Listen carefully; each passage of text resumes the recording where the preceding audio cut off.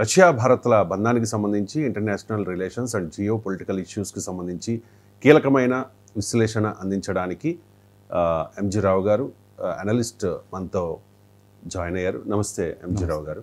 Russia అధ్యక్షుడు పుతిన్తో భారత భద్రతా సలహాదారు అజిత్ దోవల్ భేటీ ప్రాధాన్యతను సంతరించుకుంది. ఈ మీటింగ్పై ఇటు పాక్, చైనా, టర్కీల్లో ఆందోళన కనిపిస్తూ ఉంటే ఫ్రాన్స్, అమెరికా కూడా ఈ భేటీని నిశితంగా గమనిస్తూ ఉన్నాయి. ఎందుకు? భేటీ ఉద్దేశం ఏంటి? ఈ మీటింగ్ ఇంపార్టెన్స్ ఏంటి అంటే ఏం చెప్తారు ఎంజీ రావు గారు?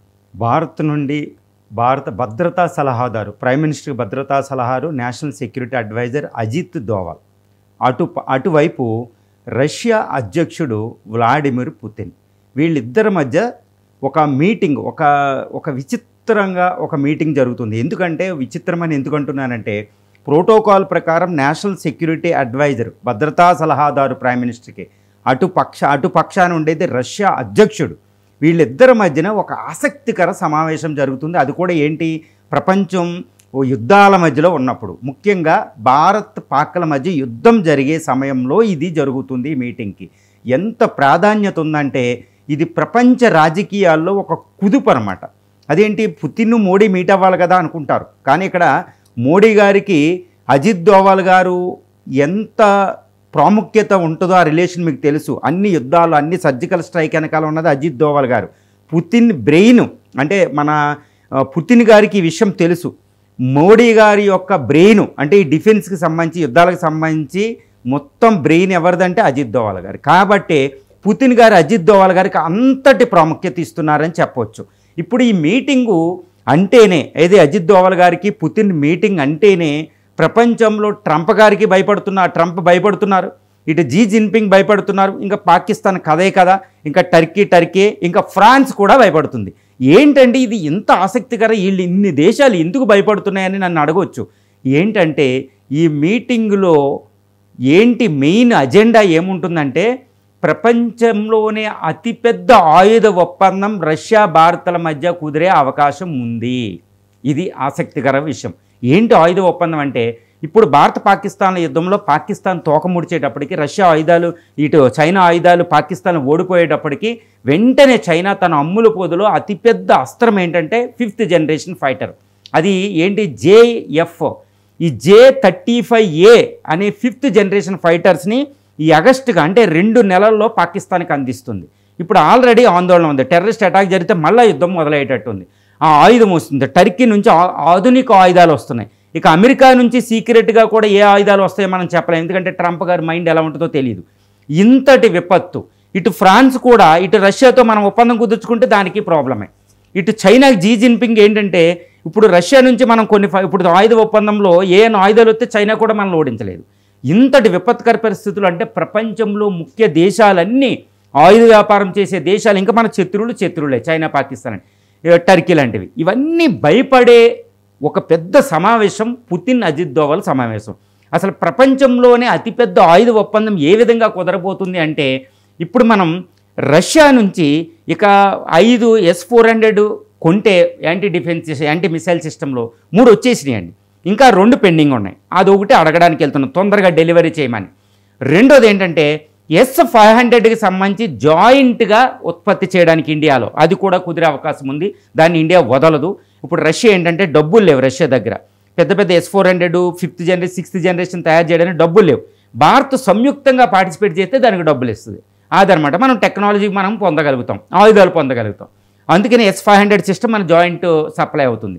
తర్వాత బ్రహ్మోస్ NG మిసైల్ అండి, బ్రహ్మోస్ బ్లాక్ అనే నెక్స్ట్ జనరేషను అది ఒకటి తయారవుతుంది. హైపర్సోనిక్ మిసైల్ టెక్నాలజీ ఇద్దరు కోఆపరేట్ చేసుకుంటున్నారు. ఇక అతి పెద్ద ఆయుధ ఒప్పందం ఎక్కడ కుదరబోతుంది అంటే, మనం భారతదేశం సుమారు 120 యుద్ధ విమానాలు దిగుమతి చేసుకోబోతుంది. 120 యుద్ధ విమానాలు. ఇది ప్రపంచంలోని అతిపెద్ద వైమానిక ఒప్పందం కూడా అవ్వబోతుంది. ఏ విమానాలంటే, భారతదేశం advanced multi role combat aircrafts అండి. అడ్వాన్స్డ్ అనమాట. ఈ మల్టీ రోల్ బహుముఖ ప్రయోజనాలు ఉన్నవి. ఇవి 120 కొనాలి. ఎందుకంటే మనకు 45 స్క్వాడ్రన్సే ఉన్నాయి, కానీ 60 స్క్వాడ్రన్స్ ఎయిర్ క్రాఫ్ట్లు కావాలి. ఎందుకంటే ఇటు చైనా, పాకిస్తాన్ ఉమ్మడిగా మన మీద యుద్ధం చేస్తే ఇంకా అర్జెంటుగా మనకు ఒక 20-15 స్క్వాడ్రన్లు కావాలన్నమాట. ఈ యుద్ధ విమానాలని దిగుమతి చేసుకోవాలి. అక్కడ అమెరికా పోటీ పడుతుంది, మేము F-16 ఇస్తాం, F-22లు కొనుక్కోండి అని. మనకు వద్దంటున్నాం. యూరోప్ నుంచి యూరో ఫైటర్స్ అడుగుతున్నాం. తర్వాత మేము రఫేల్ మళ్ళీ ఇస్తాం, ఫ్రాన్స్ అడుగుతుంది. కానీ మనం రష్యా వైపుకు మొగ్గుతున్నాం. ఈ ఒప్పందం ఇది అనమాట. అందుకే వాళ్ళందరూ భయపడుతున్నారు. ఎందుకంటే వాళ్ళు ఆయుధ ఒప్పందం చాలా పెద్ద ఒప్పందం కాబట్టి. ఇది మనం రష్యా నుంచి ఏం కొనబోతున్నాం అదనమాట. ఎందుకంటే ఇప్పుడు చైనా వాళ్ళకి J-35Aలు ఇస్తే మనకి అర్జెంటుగా 5th జనరేషన్ ఫైటర్ కావాలి. మనకి ఆమ్కాము 2030 వరకే రాదు. ఈ మధ్యలో ఎట్టి పరిస్థితుల్లో కొనాలి. 2 నెలల్లో పాకిస్తాన్కి వచ్చేస్తుంది. మనం యుద్ధంలో ఓడిపోతామండి. అంత ఈజీ కాదు 5th జనరేషన్ ఫైటర్ అంటే. మరి ఎలా అంటే Su-57 ఫైటర్స్ని ఇమీడియట్గా రెడీమేడ్లో వితిన్ నెలల్లో బయటకు రావాలి. అందుకే ఎమర్జెన్సీ మీటింగ్ అండి. పుతిన్కి రెడీగా ఉన్నాయి. S-57 వాళ్ళ ప్రొడక్షన్ చైనా అలా ఉంటుందన్నమాట. S-57 ఆల్రెడీ మన బెంగళూరులో యలహంక ఎయిర్క్రాఫ్ట్లో పాల్గొన్నాయి. వాటిని కొనేపోతున్నాం రెడీమేడ్గా. Direct deal కుదరబోతుంది. ఇంకా తయారు చేయడానికి కూడా టైం లేదు. తర్వాత ఆమ్కా తయారీలో ఇంజిన్ తయారీలో ఒకటి ఉంది. తర్వాత 120 యుద్ధ విమానాలు ఏది కొంటుంది అంటే MiG-29 నుంచి ఈ Sukhoi 57 ఫైటర్స్ 120 యుద్ధ విమానాలు కొనబోతుంది. ఇంతటి ప్రాధాన్యత సంతరించుకున్నది అజిత్ దోవల్ పుతిన్ మీటింగు. ఇంకోటి గుర్తుపెట్టుకోవాలి, పుతిన్ ఎవరంటే KGB హెడ్ ఒకప్పుడు. అజిత్ దోవల్ ఎవరు? ఇండియన్ రా హెడ్ IB ఇవన్నీ తయారు చేసి. వాళ్ళిద్దరూ మీట్ అవ్వడం అంటే అధ్యక్షులు ఇలా దేశాధినేతలు ఉండదు. ఇద్దరు ఇంటెలిజెంట్ చీఫ్లు మాట్లాడుకుంటే అలా ఉంటుందో అలా ఉంటుంది. ఒక అద్భుతమైన మీటింగ్ జరగబోతుందండి. ఇది ప్రపంచమే ఆసక్తిగా ఎదురు చూస్తుంది. అంత ప్రాముఖ్యత ఈ మీటింగ్కి ఉంది. భారత్ రష్యా సంబంధం అంటే దేశాల మధ్య సంబంధంలా మాత్రమే ఉండదు, ఇద్దరు ప్రాణ స్నేహితుల మధ్య సంబంధంలా అనిపిస్తూ ఉంటుంది. ఎందుకు? కారణం ఏంటి? ఒక ఎమోషన్, ఒక భావోద్వేగం ఎందుకు? ఒకటండి, ఇప్పుడు రష్యా ఇటు భారత్లు చూస్తే ఇది 2 దేశాల మధ్య సంబంధం అని నేనైతే అనను. భారతదేశంలో ఇల్లిటరేట్ అంటే చదువు రాని ఒక సామాన్యుడి దగ్గరికి వెళ్ళినా ప్రపంచ రాజకీయాల్లో నీకు ఏ దేశం ఇష్టం అంటే తక్కువ సమాధానం చెప్పేది రష్యా. వాళ్ళకి ఏం తెలుసండి అంతర్జాతీయ సంబంధం? అలా విద్యావేత్తలను అడగండి, అడగగానే చెప్పేది సమాధానం ఏంటంటే రష్యా. ఇప్పుడు మీకు ఒకటే చెప్తున్నా, రష్యా ఉక్రెయిన్ యుద్ధం చేసుకుంటుంటే అన్ని దేశాలు దాన్ని వెలేసినాయి రష్యాని. కానీ పుతిన్ గారు ఈ విషయంలో ఒక్క మాట కూడా రష్యాకి వ్యతిరేకంగా మాట్లాడలే. రాకుండా పుతిన్ రక్షించడానికి మనం ఇండైరెక్ట్గా పరోక్షంగా వెళ్ళాం. అసలు రష్యాకి పుతిన్గా మన మోడీ గారు ఎందుకు సపోర్ట్ చేశారో తెలుసా? ప్రజాభిప్రాయం. ప్రజల్లో రష్యా అంటే ఒక ఎమోషన్ అనమాట. అబ్బా, రష్యాకి మనం ఎంత రుణపడి ఉన్నాం రా, రష్యా మనం రుణం ఎప్పుడు తీర్చుకోవాలని ఒకటి ఉంటుందండి భారతీయుల్లో. అదేవిధంగా ఈ విధంగా నేను చెప్పడానికి ఎవిడెన్స్తో చెప్తున్నా. రష్యాలో ఒక పోల్ నిర్వహించారంట, ఏ దేశం మీకు ఇష్టం అంటే. అక్కడ ఉన్న 70% ఇండియాకు ఓటేశారు ఫస్ట్. వాళ్ళకున్న రష్యాకున్న 5 ప్రాణ స్నేహితులు ఇండియాకు ఫస్ట్ ఓటేస్తారు రష్యన్స్. అదేవిధంగా ఇండియాలో ఒక పోల్ నిర్వహించారంట, మీకు ఏ దేశం అంటే ఇష్టం అని. చూడండి, మన వాళ్ళు ఎక్కువగా అమెరికా వెళ్ళిపోతారు. అమెరికా వెళ్ళేవాడు కూడా రష్యాగా ఓటేస్తాడు. ఎందుకంటే రష్యా భారత్కి అంత సహకరించింది. ఏదైనా యుద్ధం జరుగుతుంటే మనం అంత యుద్ధంలో ఏం జరుగుతుంది, భారత పరిస్థితి ఏంటని ఆలోచిస్తాం కదా. 1971 యుద్ధం, 1965 యుద్ధం, ఈ యుద్ధాల్లో రష్యా మనం చేసిన సహాయం చూస్తే అసలు రష్యాకి ఎంత రుణపడి ఉన్నాం ప్రతి భారతీయుడికి తెలుసు. అందుకనే ఇది ఒక ఎమోషనల్, ఒక స్నేహ గీతం.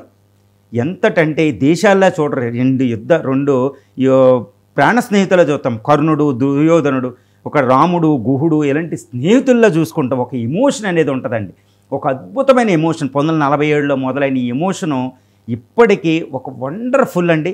ఎటువంటి విపత్తులు వచ్చినా, ఎంతటి విపత్తు వచ్చినా స్నేహబంధం విడిపోదు. ఒక అద్భుత బంధమే రష్యా అండి. ఇది ఒక ఎమోషనల్, ఒక స్నేహగీతం. ఈ బంధం విడిపోద్దంటే భవిష్యత్తులో కూడా విడిపోదు. దీనికి కారణం ఏంటంటే ఈ రష్యాకి ఎప్పుడు ఇండియా ఎనిమీ కాదు, హామ్ చేయలేదు. తర్వాత ఇండియాకి రష్యా ఎప్పుడు హామ్ చేయలేదు, ఎందుకంటే సైడ్ బై సైడ్ కంట్రీలు కాదు. భౌగోళికంగా ఈ ప్రపంచంలో ఉన్న దేశాల చిత్రపటం చూస్తే ఈ రష్యా భారత్లు ఒక అద్భుతమైన భౌగోళిక నిర్మాణం కలిగి ఉన్నాయన్నమాట. అటు పసిఫిక్ ఓషన్లో, ఇటు ఇండియన్ ఓషన్లో 2 ఓషన్ల కలయిక. ఓకే, ఒక గాలే కదుపుతూ ఉంటుంది అనమాట. ఈ భారత్ అనేది రష్యాకి ఎప్పుడు డేంజర్ కాదు, రష్యాకి భారత్ అనేది ఎప్పుడు డేంజర్ కాదు. ఇంత అనుబంధం ప్రపంచంలో అటు బ్రిటన్ అమెరికాలకే ఉంటుంది, ఇంక ఎక్కడా ఉండదు. కానీ బ్రిటన్ అమెరికాలు అప్పుడప్పుడు విడిపోతాయేమో, అప్పుడప్పుడు కొట్టుకుంటాయేమో, చాలా ప్రాబ్లమ్స్ వస్తాయి. కానీ ఇక్కడ రష్యాకి ఇండియాకి మాత్రం రాజకీయాలకు అతీతంగా, భౌగోళిక సంబంధాలకు అతీతంగా, ప్రచ్ఛన్న యుద్ధాలకు అతీతంగా, ప్రపంచ యుద్ధాలకు అతీతంగా ఒక అద్భుతమైన స్నేహగీతం. ఇది నిజంగా ఒక వండర్ఫుల్ అండి. చారిత్రకంగా చూసుకుంటే భారత్ రష్యాల సంబంధాలు అంటే 1947 మనకు స్వతంత్రం వచ్చిన దగ్గర నుంచి ఇప్పుడు వరకు ఎలా కొనసాగాయి అంటే ఏం చెప్తారు? అవునండి, 1947 ఏప్రిల్న మొట్టమొదటిగా రష్యా భారతదేశానికి స్వతంత్రం వచ్చిన తర్వాత వెంటనే ఇక్కడ కాన్సులేట్ ఓపెన్ చేసింది, రాయబార కార్యాలయం. మనం కూడా మాస్కోలో ఓపెన్ చేసాం. అప్పటి నుండి అంటే మొట్టమొదటి రష్యా అధ్యక్షుడు కార్ల్ మార్క్స్ నుంచి ప్రతిఫలం నుంచి వచ్చిన లెనిన్ టు ఇప్పుడు పుతిన్ గారి వరకు. అంటే 1947లో ఉన్న లెనిన్ రష్యా అధ్యక్షుడు, యుఎస్ఎస్ఆర్ అధ్యక్షుడు లెనిన్ టు పుతిన్ ఒకటైతే, ఇక్కడ నెహ్రూ టు మోడీ ఎంతమంది ఉండనివ్వండి. ఒక అద్భుతంగా ఒక చారిత్రాత్మకమైన స్నేహ గీతిగా ఈ రెండిట్ల మధ్యలో ఉంది. చారిత్రకంగా చూస్తే లెనిన్ ఉన్నప్పుడే ఇక్కడ నెహ్రూ. ఒక రకంగా చెప్పాలి అంటే ఈ చారిత్రకంగా చూస్తే ఎలా ఉంటుందంటే ఆర్థిక, సామాజిక, రాజకీయ, సాంస్కృతిక, సైన్స్ అండ్ టెక్నాలజీ, రక్షణ రంగం, ఇక సెక్యూరిటీ విషయంలో యుఎన్లో నుండి ఏ రంగంలో చూసినా ఒక అద్భుతమైన వ్యూహాత్మక రిలేషన్షిప్ అంటారు. ఒక స్ట్రాటజిక్ రిలేషన్షిప్ అనేది దేశాల మధ్య పరాకాష్ఠకు చేరుకున్నదనమాట. అంటే సంబంధాలు ఉండవచ్చు అన్ని దేశాల మధ్యన, వ్యూహాత్మక సంబంధాలు వేరు. వ్యూహాత్మక సంబంధాలు అంటే అన్ని రంగాల్లో కూడా ఎటువంటి అరమరికలు లేకుండా, ఎటువంటి ప్రాబ్లమ్స్ లేకుండా సాగే ఒక అద్భుతమైన రిలేషన్షిప్. ఎలాంటిది చారిత్రకంగా ఉందన్నమాట. అక్కడ లెనిన్, ఇక్కడ నెహ్రూ, తర్వాత లెనిన్ తర్వాత వెంటనే స్టాలిన్ గారు వచ్చారు. అక్కడ స్టాలిన్ వస్తారు, తర్వాత వెంటనే మళ్ళీ ఇక్కడ నెహ్రూ ఉంటారు. అక్కడ స్టాలిన్ తర్వాత క్రుచ్చేవ్ అనే ఆయన వస్తారు. ఇక్కడ కూడా లాల్ బహదూర్ శాస్త్రి, ఇందిరాగాంధీ వస్తారు చారిత్రకంగా చూస్తే. తర్వాత క్రుచ్చేవ్ తర్వాత బ్రెజినోవ్ వస్తారు. బ్రెజినోవ్ వచ్చిన తర్వాత ఇక్కడ జనతా ప్రభుత్వం ఇవి ఉంటాయి. తర్వాత అక్కడ వచ్చింది ఎవరంటే గోర్బచేవ్ వస్తారు. గోర్బచేవ్ వస్తే ఇక్కడ రాజీవ్ గాంధీ సుమారు ఎక్కువ ఉంటారు. వీళ్ళిద్దరి మధ్యన అద్భుతమైన సంబంధాలు. యుఎస్ఎస్ఆర్ విచ్ఛిన్నం అయిన తర్వాత బోరిస్ ఎల్సిన్ వస్తారు. అప్పుడు పివి గారు ఇక్కడికి వస్తారు, కోalition గవర్నమెంట్. ఒక అద్భుతమైన సంబంధాలు బోరిస్ ఎల్సిన్, ఇటు మన పివి నరసింహారావు గారి దగ్గర ఉండేవి. తర్వాత దేవేగౌడ వీళ్ళందరూ ప్రధానమంత్రులు అవుతారు. తర్వాత మనకి ఎవరు వచ్చారంటే ఈ వాజ్పేయి గారు వస్తారు. వాజ్పేయి గారు రాగానే 2098లో ఉండదు పుతిన్. ఈ పుతిన్ నుండి గత 25 సంవత్సరాలుగా అధ్యక్షుడిగా కొనసాగుతున్న మధ్యలో మెద్వదేవ్ వస్తారు. అయినా ఎటువంటి అర్మని. తర్వాత వాజ్పేయి గారి తర్వాత మన్మోహన్ సింగ్ గారు 11 సంవత్సరాలు. మన్మోహన్ గారి తర్వాత వెంటనే ఇప్పుడు మన 11 సంవత్సరాలుగా ఉన్న మన మోడీ గారికి పుతిన్. ఒక రకంగా చెప్పాలంటే మోడీ గారు, పుతిన్ గారు ఈ గత 11 సంవత్సరాల్లో కలుసుకున్నది ఎంతో తెలుసండి, 17 సార్లు కలుసుకున్నారు. అసలు ఏ దేశ అధ్యక్షుడితో కూడా మన మోడీ అన్నిసార్లు మీట్ అవ్వలేదు. పుతిన్ గారు కూడా ఇన్నిసార్లు ఒక దేశ అధ్యక్షుడితో మీట్ అవ్వలేదు, ఒక దేశ అధినేతతో. ఆయన మోడీ. చూసారు, చారిత్రకంగా చూస్తే ఎటువంటి రిలేషన్షిప్ ఉంటుందో. చారిత్రకంగా ఇంకొకటి విషయం ఉంటుందండి. చారిత్రకంగా రష్యా భారత్లను విడదీయడానికి ఎంత కుయుక్తులున్నా ఈ రెండు విడిపోలే. ఒక అద్భుతమైన బంధం. ఈ బంధమే అందుకనే రష్యన్స్ మధ్యన, భారత్ల మధ్యన ఈవెన్ మ్యారేజ్ రిలేషన్షిప్ కూడా ప్రపోజల్ ఉన్నాయి. మీకు ఇక్కడ ఒక చిన్న కథ చెప్తాను. రష్యా ఈ లెనిన్గ్రాడ్ అంటే రెండవ ప్రపంచ యుద్ధంలో లెనిన్గ్రాడ్ ముట్టడి చేసింది అటు జర్మనీ, హిట్లర్. ఆ లెనిన్గ్రాడ్ అనే సిటీని ఇప్పుడు సెయింట్ పీటర్స్బర్గ్ అంటారు. Saint Petersburg. ఈ పీటర్స్బర్గ్ ఒకప్పుడు లెనిన్గ్రాడ్. ఆ లెనిన్గ్రాడ్ని రక్షించుకోవడంలో రష్యాలో ఈ సుమారు 20% పురుషులు చనిపోయారు. అందువల్ల ఆ యుద్ధ ఫలితం ఇప్పుడు 60 సంవత్సరాలైనా ఉంటుందండి. అప్పటి నుంచి ఇప్పటికి పురుషులు తక్కువ, అక్కడ ఉమెన్ ఎక్కువ. మన ఇండియాలో రివర్స్, మీకు స్త్రీలు తక్కువ ఉంటారు, పురుషులు ఎక్కువ ఉంటారు. అక్కడ రివర్స్, పురుషులు యుద్ధంలో చనిపోయారు కాబట్టి ఇప్పుడు అక్కడ స్త్రీలు 1100 మంది ఉంటే దానికి నిష్పత్తి 1000 మందే వీళ్ళు ఉంటారు స్త్రీలు. కాబట్టి రష్యాలో అతిపెద్ద ఛాలెంజ్ రష్యాకి ఏంటంటే ఆ పాపులేషన్ తగ్గడం. ఇప్పుడు మన చారిత్రక బంధం ఎంతవరకు వెళ్ళిందంటే రష్యన్ స్త్రీలకి భారతీయ పురుషులు ఇచ్చి వివాహం చేద్దామనే ప్రపోజల్ ఉంది రష్యాలో. చూసారా, ఈ మన భారతదేశాన్ని అంతగా నమ్మే దేశం రష్యా. మనం కూడా వాళ్ళని అంత నమ్ముతాం అనమాట. రష్యా అంటే చాలా పెద్ద దేశం. 17 లక్షల చదరపు కిలోమీటర్లు, మనం 3 లక్షల చదరపు కిలోమీటర్ల ప్రాంతం. ఒక అద్భుతమైన బంధం చారిత్రకంగా కొనసాగుతుంది, సాంస్కృతికంగా కూడా ఉంటుంది. ఇది చారిత్రకంగా చూస్తే ఎప్పుడో మొఘళ్ళు, క్రీస్తు పూర్వం నుంచి ఉంది. ఇది కూడా కొనసాగుతుంది. ఇది సాంస్కృతం, ఒక deepest part of the relationship చారిత్రకంగా. ఇప్పుడు భారత్ రష్యా అనగానే మనకి గుర్తొచ్చేది కీలకమైన యుద్ధ సమయాల్లో రష్యా భారత్కు ఇచ్చిన ఆపన్న హస్తం. ఈ పాకిస్తాన్తో జరిగిన 5వ యుద్ధంలో కూడా భారత్ గెలిచిందంటే చాలా కీలకం. S-400 రష్యానే ఇచ్చింది. సో యుద్ధ సమయాల్లో రష్యా ఇప్పటివరకు భారత్కు చేసిన సహాయం గురించి చెప్పండి. 1947 నుంచి చూస్తే భారతదేశం ఎన్ని యుద్ధాలు చేసింది? ఇది ఒక పెద్ద ప్రశ్న. మనం ఎంతసేపు భారత్ పాకిస్తాన్ మధ్యన ఇది 5వ యుద్ధం 2025 అనే చూస్తాం. కానీ భారత్ ఇంకా కొన్ని యుద్ధాలు చేసింది. భారతదేశం ఇప్పుడు స్వతంత్రం వచ్చిన తర్వాత చేసిన యుద్ధాల సంఖ్య 7 యుద్ధాలు. దీంతోపాటు ఇంకా ఉన్నాయి. ఈ 7 యుద్ధాలు ఏంటంటే పాకిస్తాన్తోనే 5 యుద్ధాలు చేసాం.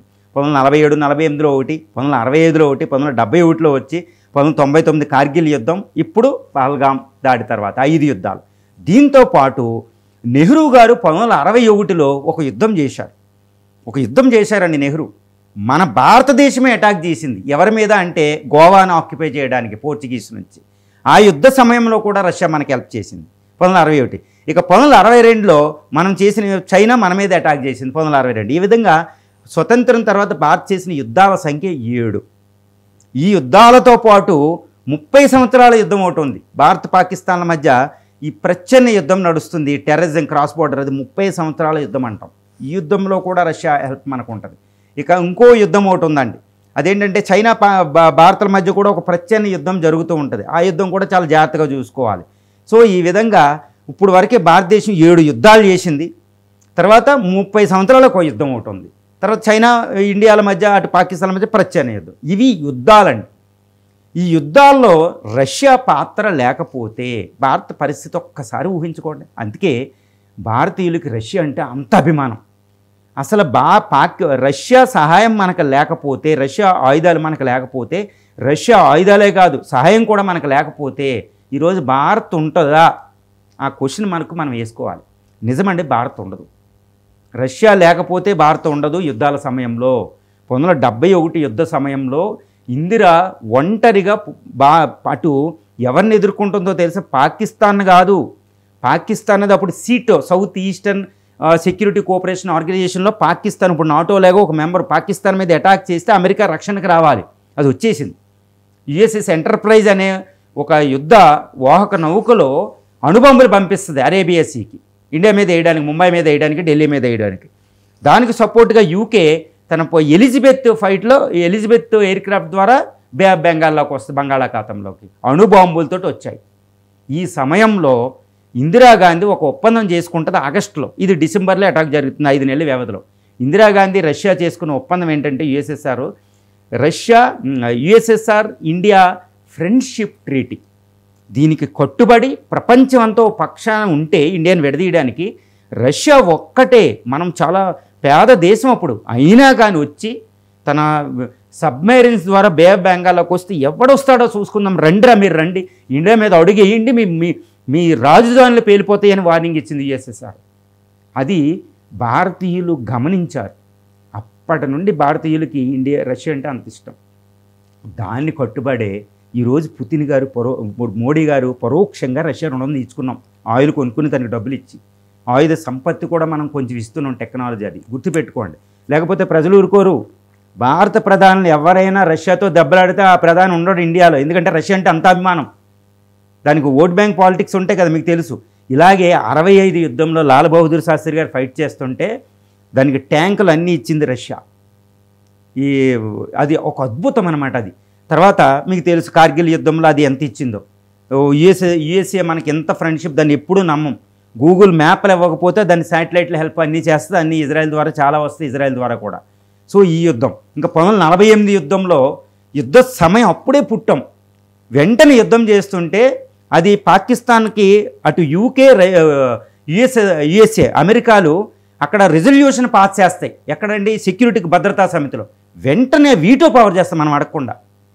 చూడండి, ప్రతి యుద్ధంలో 2000 యుద్ధంలో ఇప్పుడు S-400, మీరు అన్నట్టు S-500 400 లేకపోతే అసలు భారత పరిస్థితి ఏంది ఇది. సో ఏ యుద్ధం చూసినా రష్యా మనకి సహాయం చేయకపోతే, ఆయుధపరంగా కాదండి, సహాయం చేయకపోతే అసలు ఇండియా ఉంటుందా? ఈ క్వశ్చన్ మనం ఆలోచన చేసుకుంటే రష్యాకు మనం ఎంత రుణపడాలో మనం చెప్పకుండానే చెప్తాం. రష్యా ఎంత భేద దేశం అయిపోయినా భారతదేశం రుణం తీర్చుకోవాల్సిందే, దాని రుణం పోదండి. అది స్నేహబంధం.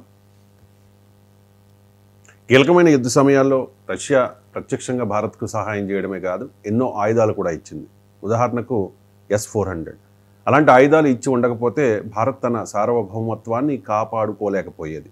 సో ఇప్పటి వరకు రష్యా భారత్కి ఇచ్చిన ఆయుధాల లిస్ట్ ఏంటి, ఆయుధాల ఇంపార్టెన్స్ ఏంటి, కాస్త వివరంగా చెప్పండి.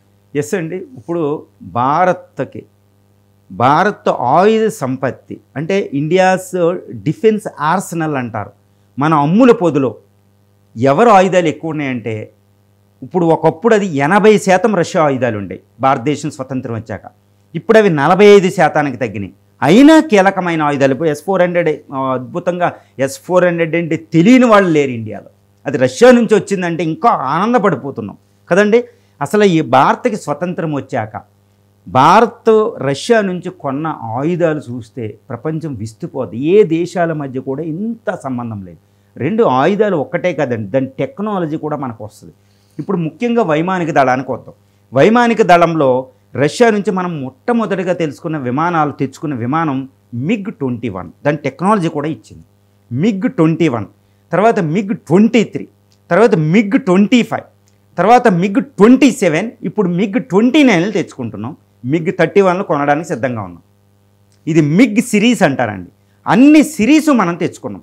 తర్వాత దీంతోపాటు 1998, 97లో తెచ్చుకున్న విమానం Sukhoi 30 MKI. Sukhoi 30 India, MKI అంటే మేకింగ్ ఇండియా అని. Sukhoi 30 MKI, Sukhoi 27 ఇది ఒక సిరీస్. తర్వాత ఇప్పుడు Su-57 మనం కొనబోతున్నాం. ఇదండి, ఇది వైమానిక దళం. ఈ వైమానిక దళంలోనే IL-70 అనే ఒక రవాణా విమానం మనకి అద్భుతం, AN-52 అని రవాణా విమానాలు ఉన్నాయి.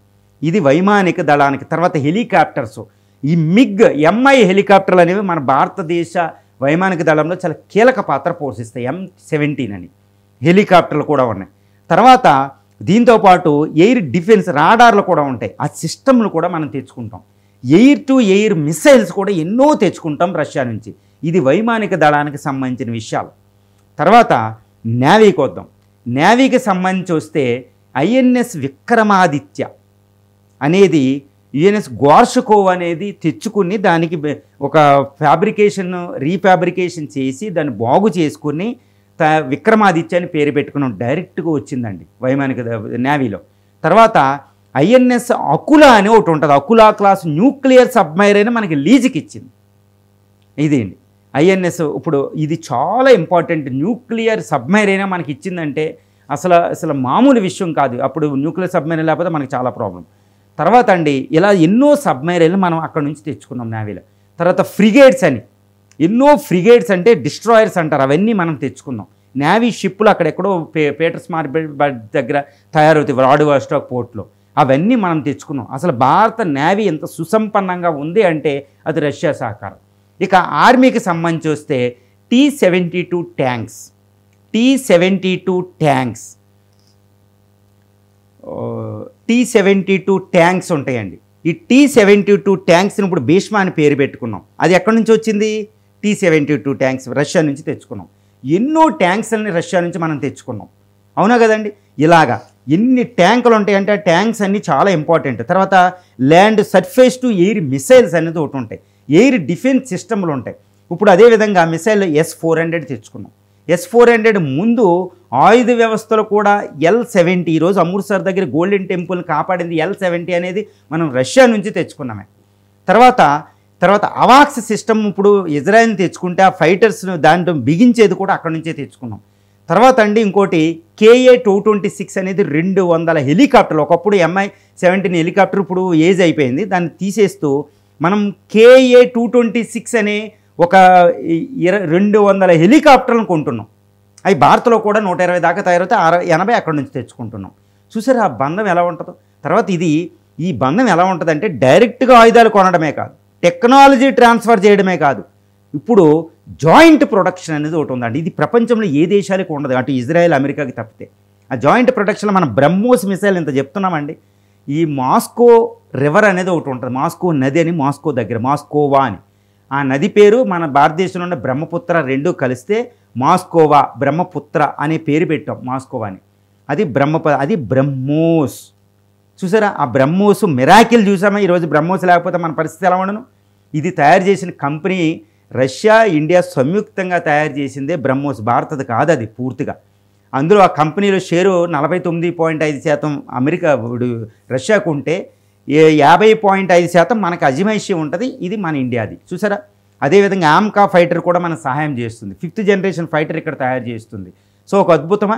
ఇప్పుడు అజిత్ దోవల్ గారు పుతిన్ మీట్ అయ్యేటప్పుడు మనం Su-57 అని 5th జనరేషన్ ఫైటర్ డైరెక్ట్గా తెచ్చుకోబోతున్నాం, ఇంజిన్ అడగబోతున్నాం. దీంతో పాటు Tu-22 అనే ఒక బాంబర్ని మనం లీజుకి అడగబోతున్నాం. ఒకప్పుడు అకులా క్లాసు న్యూక్లియర్ సబ్మెరైన్ ఎలా తెచ్చుకున్నాం, ఇప్పుడు అది అడగబోతున్నాం. ఈ Tu-27 అనే ఫైటర్ బాంబర్ని ప్రపంచంలో ఏ దేశానికి అది అమ్మదు రష్యా. అదేవిధంగా ఇప్పుడు అమెరికా కూడా కొన్ని మైన్యూట్మైన న్యూక్లియర్ సబ్మెరైన్స్ అమ్మదు. ఈ Tu-22 అనేది భారత్కి చాలా అత్యవసరం, అటు చైనాని అమెరికా లాంటి దేశాలను ఎదుర్కోవడానికి. ఇవి ఇప్పుడు వచ్చే యుద్ధంలో అది కావాలి. ఈ లీజుకి అడగబోతున్నాం, లేకపోతే మాకు అమ్మండి అని. అది అసలు రష్యా ఎవరికి ఇవ్వదు, దాని పాలసేది. కానీ ఒకప్పుడు న్యూక్లియర్ సబ్మెరైన్ మనకి ఎలా లీజుకి ఇచ్చారు, ఈరోజు ఈ Tu-22 ఫైటర్ బాంబర్స్ని మన ఇండియాకి లీజ్ ఇచ్చే అవకాశం ఉంది. అది పుతిన్ని అభ్యర్థిస్తున్నాం, కానీ పుతిన్ దీన్ని తిరస్కరించే అవకాశం కూడా లేదు. చైనా అబ్జెక్షన్ చేయొచ్చు, అయినా మనకు వస్తుంది. చూసారా, ఇన్ని ఆయుధ సంపత్తి డైరెక్ట్గా అమ్మడమే కాదు, టెక్నాలజీ ట్రాన్స్ఫర్ చేయడమే కాదు, అటు జాయింట్ ప్రొడక్షన్ చేస్తున్నాం, ఫ్యూచర్ వెపన్స్ నెక్స్ట్ చేస్తున్నాం.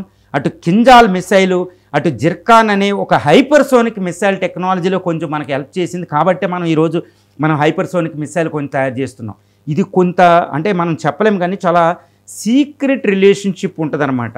ఆ సీక్రెట్ రిలేషన్షిప్ ఈరోజు మన missiles integrated guided missile development programme వెనకాల మన అబ్దుల్ కలాంని అక్కడ ట్రైనింగ్ ఇవ్వడం వెనకాల ఎంతో సీక్రెట్ ఉంటుంది. ఇవన్నీ కొన్ని చెప్పరు. అదేవిధంగా న్యూక్లియర్ టెక్నాలజీలో కూడా కాస్త సంబంధాలు ఉంటాయి.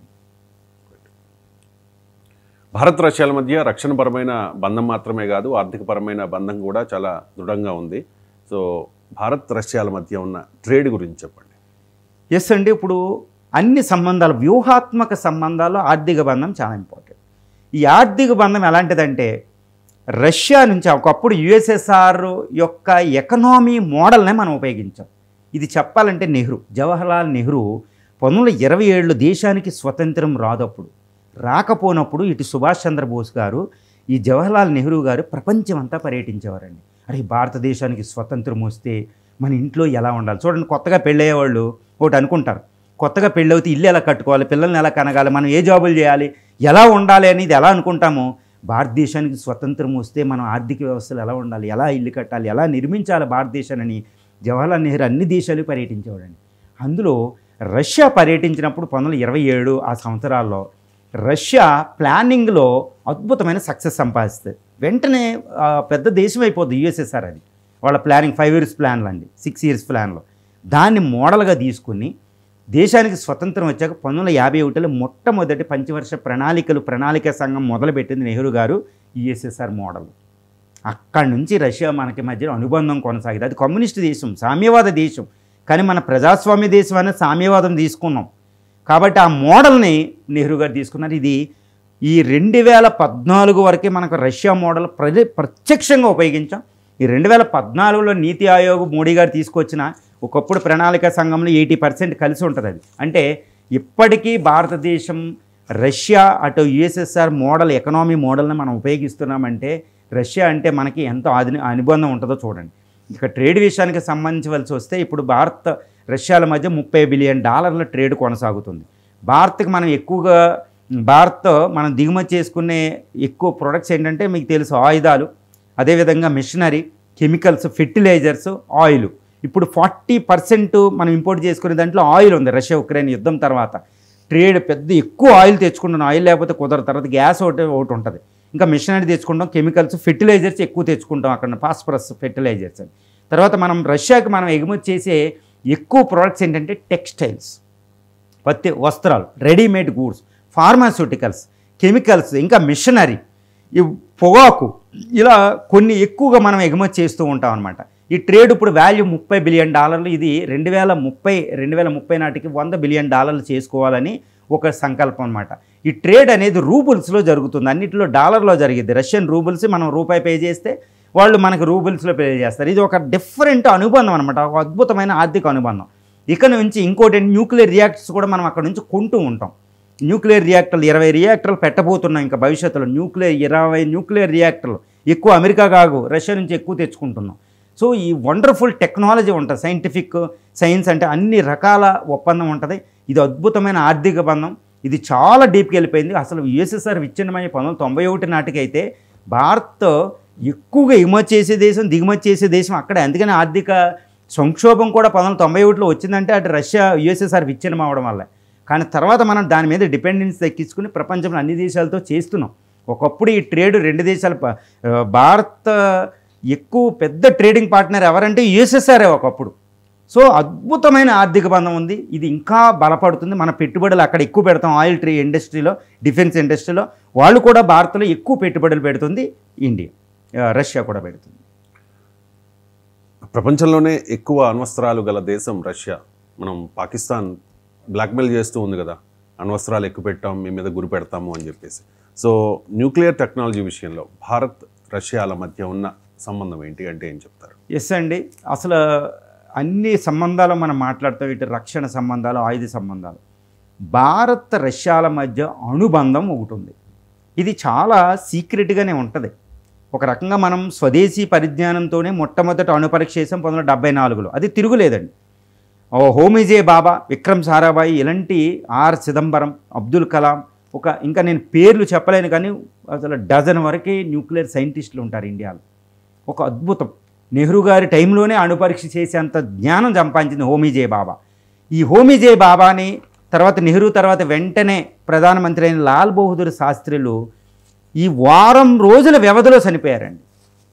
ఇప్పుడు రీసెంట్ క్లాసిఫైడ్ రిపోర్ట్స్ చెప్తున్నాయి అన్నమాట. సిఐఏ క్లాసిఫైడ్ రిపోర్ట్స్ బయటకు వచ్చి అసలు లాల్ బహదూర్ శాస్త్రి గారు చనిపోవడం వెనకాల మన ఫస్ట్ న్యూక్లియర్ పితామహుడు, భారత అణు పితామహుడైన హోమీజే బాబా నెహ్రూ గారు తీసుకొస్తారు ఆయన అమెరికా నుండి. ఈ హోమీజే బాబా చనిపోవడం అంటే ఈ లాల్ బహదూర్ శాస్త్రి, హోమీజే బాబా ఒక్క వారం వ్యవధితో చనిపోయారు. వీళ్ళిద్దరు సావు వెనకాల ఈ అసాసినేషన్ అంటారు, రాజకీయ హత్యలు ఇవి సిఐఏ చేసిందని క్లాసిఫైడ్ రిపోర్ట్స్ కూడా ఉన్నాయి. చాలా లెటర్స్ కూడా మీకు వస్తూ ఉంటాయి. అసలు వీళ్ళు ఎందుకంటే చంపేసింది అణు పరీక్ష చేయబోతుంది భారతదేశం. ఈ అణు టెక్నాలజీ మనం సంపాదించుకోవడం వెనకాల మన అణుశాస్త్రవేత్తలు కాస్తో కోస్తో ట్రైనింగ్ లాంటివి, డైరెక్ట్ ఏం కాదు, మన భారతదేశం తయారు చేసింది. వెనకాల రష్యా అనుబంధం. అసలు ఫస్ట్ న్యూక్లియర్ రియాక్టర్లు మనం బార్కులో పెట్టడం, ఈ గుజరాత్లో నరోరా, ఇలాంటి ఖైగా, ఈ మన అణు రియాక్టర్లు ఉంటాయండి. వీటికి అణు ఇంధనం సప్లై చేసింది, జలం సప్లై చేసింది రష్యానే, వేరే దేశాలతో పాటు. అణు రియాక్టర్లు నిర్మించుకోవడంలో సహాయం చేసింది రష్యా. తర్వాత ఇప్పుడు కుందన కులం అని ఉంటుందండి రష్యా, మన తమిళనాడు కన్యాకుమారి దగ్గర. అక్కడ 1000 మెగావాట్ల కుందన కులం న్యూక్లియర్ రియాక్టర్ నిర్మిస్తుందంటే మీరు ఊహించుకోవచ్చు. 5-6 రియాక్టర్లు. అది అతిపెద్ద, భారతదేశంలో అతిపెద్ద న్యూక్లియర్ రియాక్టర్. పీస్ఫుల్ యూజ్కి మనకు ఉపయోగపడుతుంది. ఇండియా న్యూక్లియర్ సైన్ 3 స్టేజ్లో ఉంటుంది. అది రష్యా సహకారం కొంచెం ఉంది.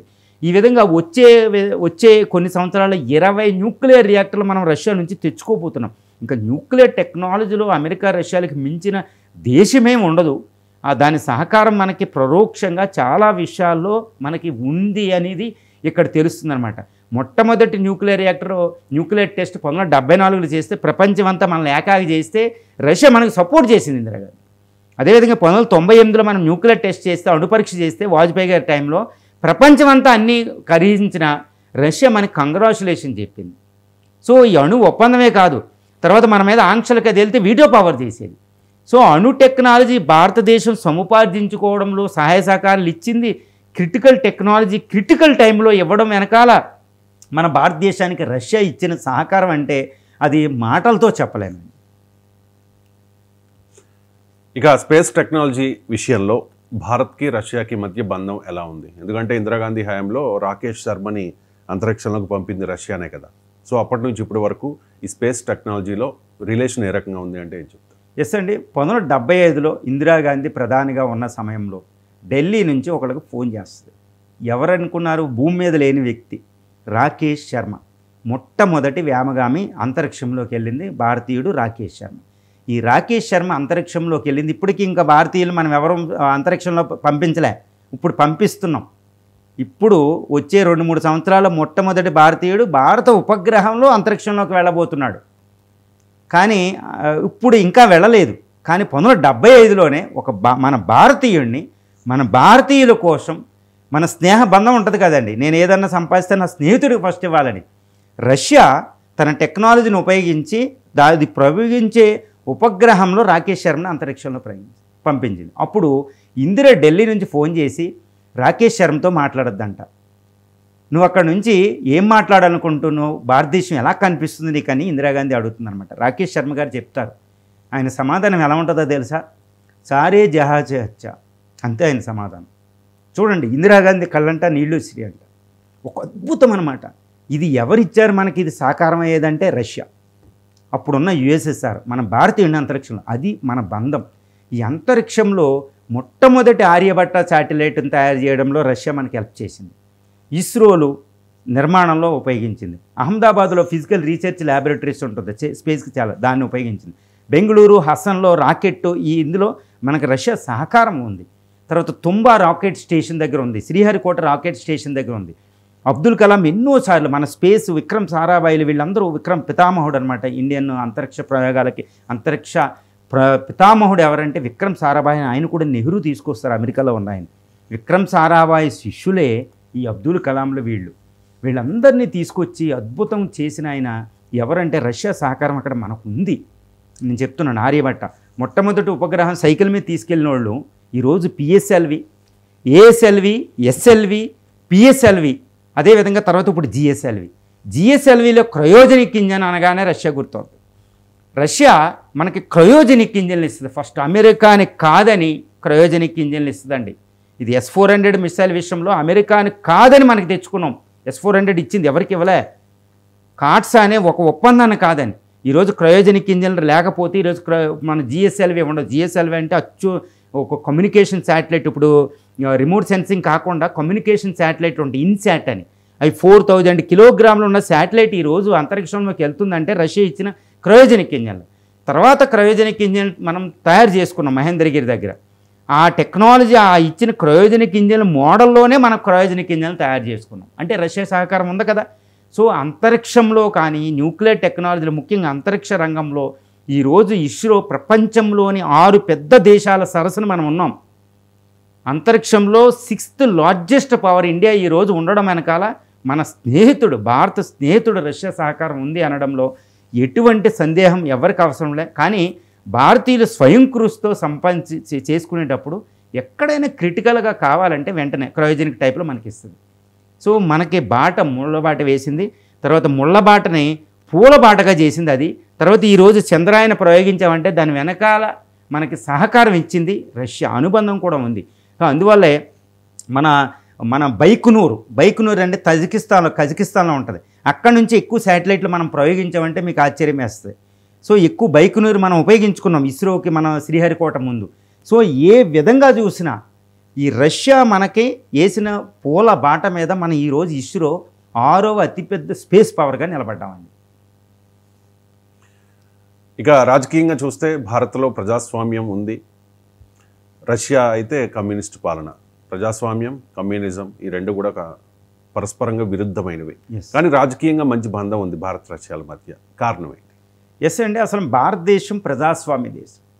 భారతదేశం రాజ్యాంగ రీత్యా మనం ఏం ప్రకటించుకున్నాం? Sovereign, socialist, secular, democratic republic. భారత రాజ్యాంగ పీఠికలో ఉంటుంది.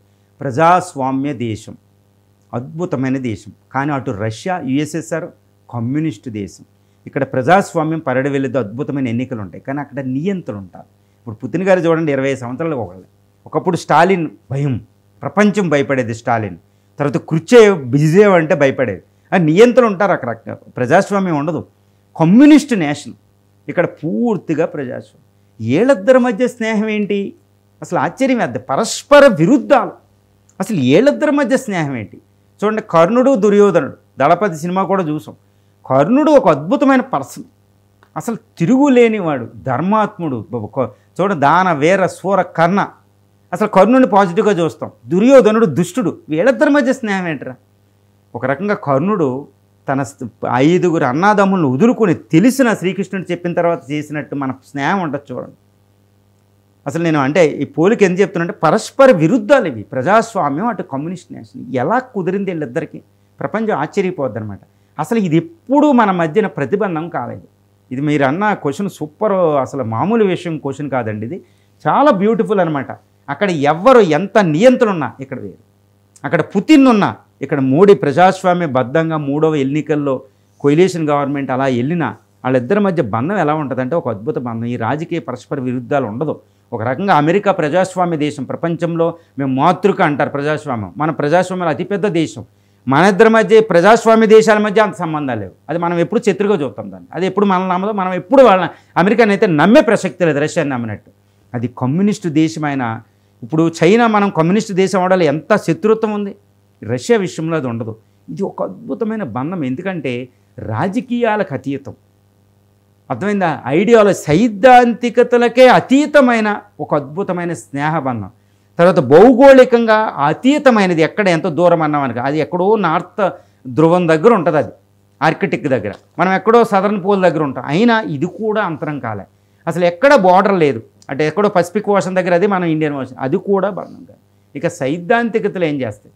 సో భారత రష్యా మధ్య సంబంధాల విషయంలో ఇటు ప్రజాస్వామ్యం మనమైనా అది కమ్యూనిస్ట్ దేశమైనా అది ఎట్టి పరిస్థితుల్లో మనకు ప్రతిబంధకం కాలేదు. అది ఎక్కడంటే అటు లెనిన్ నుండి ఇటు ఇప్పుడు పుతిన్ గారి దాకా, ఇప్పుడు ఇది నెహ్రూ గారి దగ్గర నుంచి మోడీ దాకా ఎప్పుడూ ప్రతిబంధం కాలేదు, అసలు ఎప్పుడూ కానే కాలేదు. ఒక రకంగా లెనినిస్ట్ తీసుకుని మావోయిస్టులు తీసుకుని నక్సలైట్లు పోరాడినా రష్యా ఎప్పుడు ఇన్వాల్వ్ కాలేదు.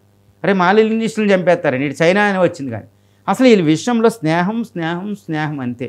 అది ఇంకోటి ఏంటంటే గత 70 సంవత్సరాలుగా, ఏదో 1 సంవత్సరం 2 కాదు, అసలు రాజకీయాలకు అతీతమైన ఫ్రెండ్షిప్ అండి.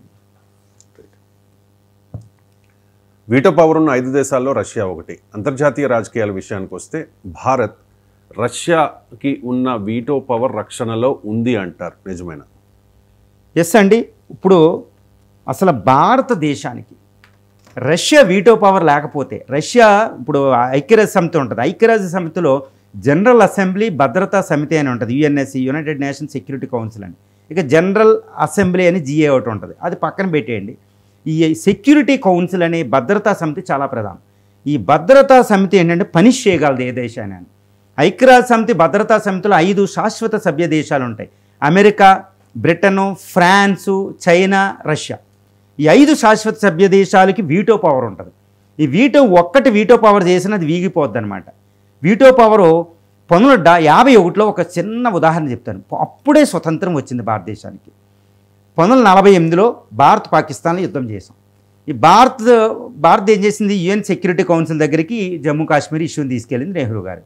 అక్కడ కుట్ర పన్నారు అమెరికా, బ్రిటన్లో. అమెరికా అప్పుడు యూకే, అప్పుడే మన నుంచి స్వతంత్రం వదిలి వెళ్ళింది. 250 సంవత్సరాలు మన సొమ్ముతోనే వాళ్ళు బతుకుతారు బ్రిటన్. అయినా ఇండియా మీద కుట్ర చేసిన ఆ దేశాలు ఈ ఐక్యరాజ్య సమితిలో ఆ ప్రపోజల్ పెట్టి ఈ కాశ్మీర్ని పాకిస్తాన్కి ఇచ్చేద్దామన్నట్టు ప్రపోజల్ చేశారు.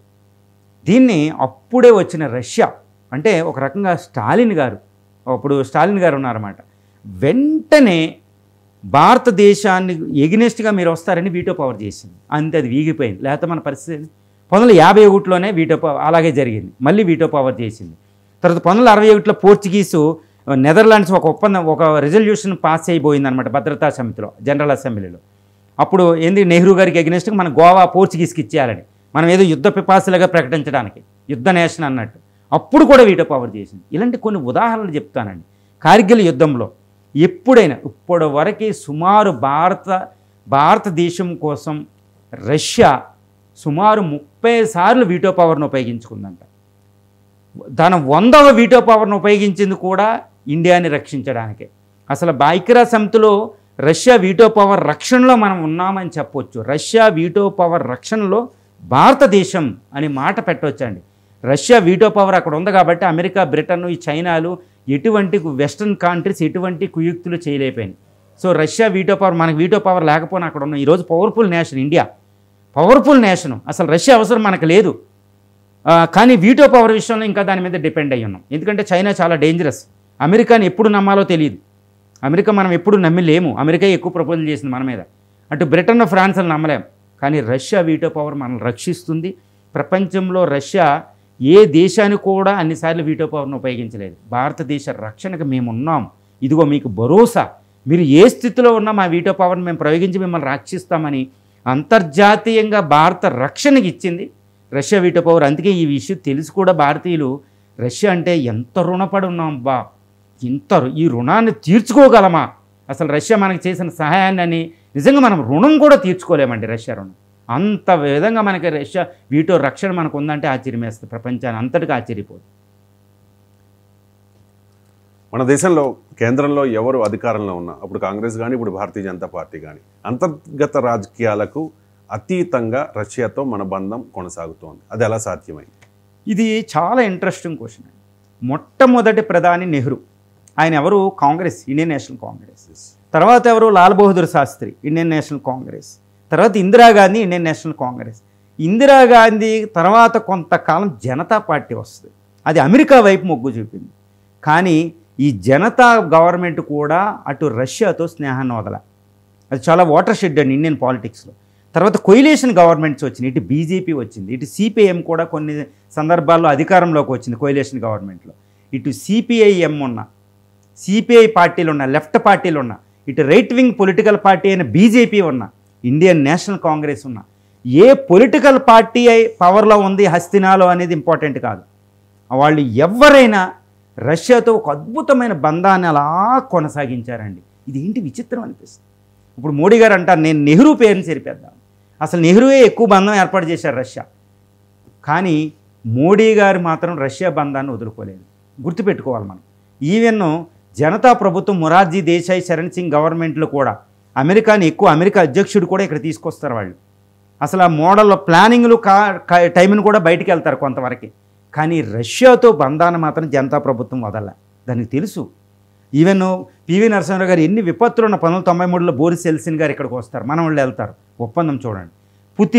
పుతిన్ ఎలా ఉన్నా మోడీ గారు 2000 సంవత్సరంలో వాజ్పేయి గారు మొట్టమొదటి స్ట్రాటజిక్ ఒప్పందం కుదుర్చుకుంటారు యుఎస్ఎస్ఆర్ విచ్ఛిన్నమయ్యాక. అప్పుడు కూడా వాజ్పేయి గారు వదలలే. చూడండి, భారతదేశంలో అధికారంలో ఎవరున్నారు, ఏ ప్రధానమంత్రి ఉన్నా రష్యాతో బంధం కొనసాగించాం. అంటే రాజకీయాలకు అతీతంగా. ఇప్పుడు చూడండి, రాహుల్ గాంధీ గారు, మోడీ గారు ఎవరు క్రిటిసైజ్ చేసిన రష్యాని మాత్రం క్రిటిసైజ్ చేయరు. ఒక అద్భుతమైన బంధం అనమాట ఇది. ఏంటి? రాజకీయాలకు అతీతం, పార్టీలకు అతీతం, ఒక ఇంటర్నల్ మన అంతర్గత రాజకీయాలకు అతీతమైనదే రష్యా భారత్ బంధం. ఇది రష్యాకు కూడా తెలుసు. అదేవిధంగా రష్యాలో కూడా అంతర్గతంగా ఎవరు అధికారంలో ఉన్నారు, అక్కడ లెనిన్ ఉన్నాడా, తర్వాత వచ్చిన స్టాలిన్ ఉన్నాడా, తర్వాత వచ్చిన బ్రిజ్నేవ్ ఉన్నారా, తర్వాత వచ్చిన క్రుచెవ్ ఉన్నారు, తర్వాత ఈ బోరిస్ ఎల్సిన్ ఉన్నారా, తర్వాత పుతిన్ ఉన్నారా, ఎవరు ఉన్నా సంబంధం లేదు. మనం భారత్తో సంబంధాలు ఉన్నాయా లేదని కోరుకుంటుంది రష్యా. అదేవిధంగా ఇండియా ఒక వండర్స్ ఆఫ్ ది వండర్. అసలు ఇలాంటి సంబంధాలు ఎప్పుడైనా చూస్తారు? అమెరికాతో సంబంధాలు ఒక ప్రైమ్ మినిస్టర్తో ఒకలా ఉన్నాయి. ఏ దేశంతో కూడా ఈ సంబంధాలు ఎప్పుడూ ఉండవు. ఇక్కడ ఉన్న దేశాధినేతను ఆధారంగా చేసుకుని వేరే దేశాలతో సంబంధాలు ఉంటాయి. కానీ ఒక రష్యా విషయంలో మాత్రం ఏ పార్టీయా, ఏ ప్రధాని, ఎవరికి సంబంధం లేదు. అది రష్యాతో ఒక అద్భుతమైన బంధానికి, రష్యా భారత్ల మధ్యన ఒక అద్భుతమైన బంధాలకి నిదర్శనమే ఈ రాజకీయాలకు అతీతమైన ఒక బంధం అండి. రష్యా అమెరికా రెండింటి మధ్య విపరీతమైన పోటీ ఉంటుంది. రష్యా నుంచి భారత్ను విడదీయడానికి, ఆ స్నేహబంధాన్ని సెపరేట్ చేయడానికి అమెరికా చేయని కుట్ర అంటూ లేదు. అయినా కూడా రష్యాతో మనం అప్పటి నుంచి ఇప్పటి వరకు కూడా మంచి సంబంధాలను అన్ని రంగాల్లో కలిగి ఉన్నాం. ఎలా సాధ్యమైంది అంటే ఏం చెప్తారు? ఎస్ అండి, భారతదేశం ప్రజాస్వామ్య దేశం. మీరు ప్రజాస్వామ్య దేశం కాదా, అటు కమ్యూనిస్ట్ దేశంతో మీకేటి పని ఏంటి అనేది అమెరికాకు ఒక పెద్ద కుంపటి ఎవరంటే ఇండియా. ఎందుకంటే ఈ తూర్పు అర్ధగోళంలో అమెరికా మాట ఎవరెనరంటే ఇండియా ఒకటే వినదు, అస్సలు విననంటే వినదు. నెహ్రూ గారి సమయంలో ఒక ఉదాహరణ చెప్తాను మీకు. నెహ్రూ గారికి ఒక ఫుడ్ ఉండేది కాదు. ఇప్పుడు ప్రధానులు అంటే చాలా హ్యాపీగా ఉంటారు, అబ్బా మేము తోపులో మేము ఇది చేసాం అంటారు. ఎందుకంటే ఆకలి బాధ లేదు ఇండియాలో, మీరు ఏమైనా చేస్తారు. కానీ ఆకలి బాధతో రగిలిపోయేది నెహ్రూ టైంలో, ఇందిరాగాంధీ టైంలో. కానీ భారతదేశాన్ని స్వతంత్ర విదేశాంగ విధానాన్ని వాళ్ళు మెయింటైన్ చేశారు. కూడు లేకపోయినా నేను ఇండిపెండెంట్ రా అనేవారు అనమాట. అప్పుడు నెహ్రూ గారు వాషింగ్టన్ డీసీ వెళ్ళేవారు అనమాట. ఆయన ఏమంటారంటే బెగ్గింగ్ బౌల్ అంటారు. చేతిలో ఒక భిక్ష పాత్ర పట్టుకుని వెళ్ళేవారంట నెహ్రూ. మాకు ఎందుకంటే అమెరికా ఫుడ్ వేయలేదనుకోండి, PL 480 పథకం ప్రకారం మన ఇండియాలో ఫుడ్ ఉండేది కాదు. కానీ అమెరికా ఎప్పుడూ కూడా నెహ్రూ గారిని తిరస్కరించేది కాదు, ఎందుకంటే ప్రజాస్వామ్య దేశం. కానీ అక్కడ అనేది ఎలాగానే నీకు రష్యాతో USSRతో సంబంధం ఏంటంటే కమ్యూనిస్ట్ వాడు, వాడితో నీకెందుకు, మాతో ఉండు, ప్రజాస్వామ్య దేశం, మా 5 ఒప్పందాలను జాయిన్ అవ్వు, నీకు అలేని విధానం ఎందుకు అనేదనమాట. కానీ నువ్వు ఫుడ్ వేస్తే లేకపోతే లేదు, అంతేగాని ఎలాంటి లెసన్స్ మాకు చెప్పకొద్దనేవారు నెహ్రూ గారు. ఇప్పుడు S. జయశంకర్ గారు అంటుంటే గొప్ప అనుకుంటాం, అప్పుడు నెహ్రూ గారే అనేవారు ఇందిరా అనేది. ఇందిరా తిరస్కరించి వచ్చేసింది వైట్ హౌస్ నుంచి. కానీ భారతదేశానికి ఎప్పుడు ఫుడ్ ఇచ్చేది అది, ఎందుకంటే ప్రజాస్వామ్య దేశం. కానీ ఇటు రష్యా చూస్తే మీరు వీళ్ళతో స్నేహం చేయండి, ఇలా ఉండండి, మీకు ప్రజాస్వామ్యం ఎందుకు, మీకు ఎన్నికలు ఎందుకు, ఇండిపెండెంట్ ఫారిన్ పాలసీ ఎందుకు, అనేక విధానం ఎందుకని ఎప్పుడూ లెసన్స్ ఇవ్వలేదు మనకి. ఎందుకంటే ఇది నిజమైన స్నేహితురాలు కాబట్టి. కానీ అమెరికా మన ఫ్రెండ్షిప్, రష్యా ఇండియా ఫ్రెండ్షిప్ని పోగొట్టడానికి ఎంత ప్రయత్నాలు చేసేదంటే భయంకరమైన విపత్కర ప్రయోజనం. ఇప్పుడు టైం లేక నేను చెప్పను కొన్ని కథలు, కానీ భయానకమైన కుట్రలు పనేది. కానీ ఎట్టి పరిస్థితుల్లో రష్యా భారత్ బంధం ఆ కుట్రలకు అతీతంగా పనిచేసింది. అదేవిధంగా చైనా కూడా కుట్రలు పనింది, మనం పట్టించుకోం. ఇప్పుడు కూడా కుట్రలు పనింది, మనం పట్టించుకోం. అసలు ఒక అద్భుతమైన బంధం. అమెరికా సిఐఏ ఎన్ని కుట్రలు పన్నిందో ఇందిరాగాంధీని చంపడానికి, ఇందిరాగాంధీని చేయడానికి, కానీ పట్టించుకోలేదు. ఇంకొక పెద్ద కుట్ర ఏంటంటే మన లాల్ బహదూర్ శాస్త్రి గారు చనిపోయింది తాష్కెంట్లో. అప్పట్లో రష్యాలో ఒక భాగం అది తాష్కెంట్లో, తజికిస్తాన్ క్యాపిటల్. ఈ తాష్కెంట్లో అంటే ఇప్పుడు తుర్క్మెనిస్తాన్ దగ్గర ఉంటుందండి. ఈ తాష్కెంట్లో మన భారత ప్రధాని చనిపోతే ఆ దేశాన్ని ఏమనాలి?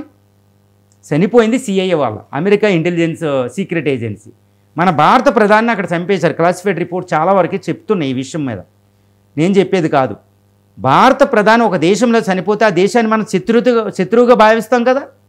కానీ భారతీయులు ఎవరో మన ప్రధానిని, అది కూడా లాల్ బహదూర్ శాస్త్రి చాలా ఇష్టమైన ప్రధాని భారతదేశంలో, ఎంత గొప్పడో మీకు తెలుసు నైతికంగా. అంత ప్రధాని రష్యాలో చనిపోయేలాగా సిఐఏ చేసింది. అది పెద్ద కుట్ర కదా. కానీ భారతీయులు ఎవ్వరూ కూడా రష్యాను అనుమానించలేదు. అప్పుడున్న క్రుచేవ్ వాళ్ళని అనుమానించలేదు, బ్రెజిని వాళ్ళని. లేదు ఇది రష్యా పని కాదు అని. ఎంత కుట్ర పనిందో చూడండి మన ఫ్రెండ్షిప్ని పోగొట్టడానికి. సో మీకు ఆయుధాలు ఇవ్వడం నేను ఇస్తానంటది.